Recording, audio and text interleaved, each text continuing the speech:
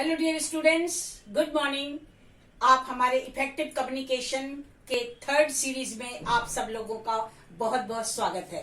आपने first series में देख लिया, सेकंड सीरीज में प्लेस के बारे में भी समझ लिया, जहां पर ये बोला गया कि अगर हम फुटपाथ पे कोई कोल्ड ड्रिंक वगैरह लेते हैं तो या 10 या 20 रुपए की मिलती है, लेकिन अगर वही कोल्ड ड्रिंक हम किसी होटल में लेते हैं तो वो 200 रुपए 300 रुपए में उसका वैल्यू बढ़ जाएगा, ग्रेविटी बढ़ जाएगी।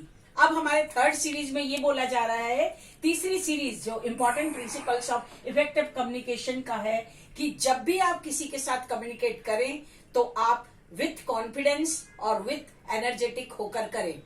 जैसे कि एक एग्जाम्पल के द्वारा हम इसको समझेंगे कि एक्साइटमेंट और कॉन्फिडेंस का क्या महत्व है कम्युनिकेशन स्किल में।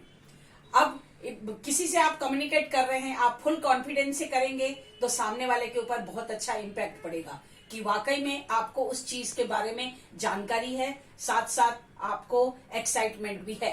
अब हमारे जो नेता, हम एक एग्जाम्पल के द्वारा इसको समझेंगे। जैसे नेताजी सुभाष चंद्र बोस, जब उनका एक प्रसिद्ध नारा था कि तुम मुझे खून दो मैं तुम्हें आजादी दूंगा, तो इस नारे के द्वारा उनके साथ बहुत सारे लोग जुड़ गए थे और बहुत सारे लोगों ने उनको अपनी नसें तक काट ली और उनके लिए खड़े हो गए थे आजादी के आंदोलन में। तो उस समय क्या नेताजी सुभाष चंद्र बोस ये कहते कि मैं तुम लोगों को आजादी दूंगा, तुम मुझे थोड़ा सा खून दे दो और मैं तुम्हें कोशिश करूंगा कि मैं तुम्हें आजादी दूं और मैं सभी अंग्रेजों से बात करूंगा, तो क्या ये इस तरह से कहते तो क्या बहुत सारे लोग उस समय जुड़ पाते?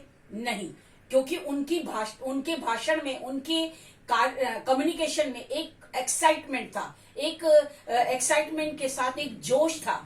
तो जब भी आप किसी के साथ कम्युनिकेट करें तो विथ एक्साइटमेंट, विथ जोश और विथ आप लोगों को कम्युनिकेशन में विथ कॉन्फिडेंस के साथ आप उस कम्युनिकेशन को करते रहे, तो इसके द्वारा सामने वाले के ऊपर काफी इंप्रेशन पड़ेगा और एक्साइटमेंट के द्वारा वो आपकी बात को अच्छी तरह से सुनेगा। तो आप तीसरे वेब सीरीज को देखते रहिए और अगर आपको वीडियो पसंद आ रहा है तो आप लाइक, शेयर और सब्सक्राइब कर दीजिए। Doctor Mukta Chandani, thank you.